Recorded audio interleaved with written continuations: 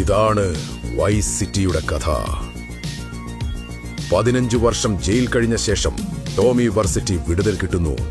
അവന്റെ boss Sony ഫൊറല്ലി vice സിറ്റിയിൽ പുതിയൊരു ബിസിനസ് തുടങ്ങാൻ അയാളെ അയക്കുന്നു. പക്ഷേ ആദ്യ ഡീൽ തന്നെ ഒരു അറ്റാക്കിൽ തകർന്നു പോകുന്നു. ഡ്രഗ്സും പണവും എല്ലാം നഷ്ടപ്പെട്ടു. ടോമി ആരുടെയും സഹായം കൂടാതെ പുതിയ നഗരത്തിൽ നിന്ന് നിലനിർത്താൻ പോരാടുന്നു. പുതിയ ആളുകളെ കണ്ടുമുട്ടുന്നു.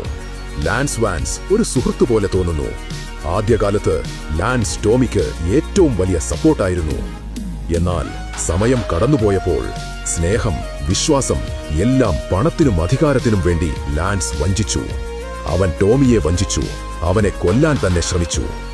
അവസാനം സോണിയും ലാൻസും ഒരുമിച്ച് ടോമിയെ നേരിടുന്നു. ആ രാത്രിയിൽ സുഹൃത്തായിരുന്ന ഒരാളെ തന്നെ ശത്രുവായി കാണേണ്ടി വന്നത് ടോമിയുടെ ഹൃദയം തകർത്തു. എങ്കിലും അവൻ തളർന്നില്ല. തന്റെ സ്വന്തം കരുത്തുകൊണ്ട് അവൻ എല്ലാവരെയും തോൽപ്പിച്ചു. അന്നേ രാത്രി ടോമി വർസിറ്റി ഒരു സാധാരണ ഗുണ്ടയായിരുന്നവനിൽ നിന്ന് വൈസ് സിറ്റിയുടെ രാജാവായി മാറി. പക്ഷേ സുഹൃത്തിന്റെ വഞ്ചനയുടെ മുറിവ് അവന്റെ മനസ്സിൽ എന്നും നിലനിന്നു.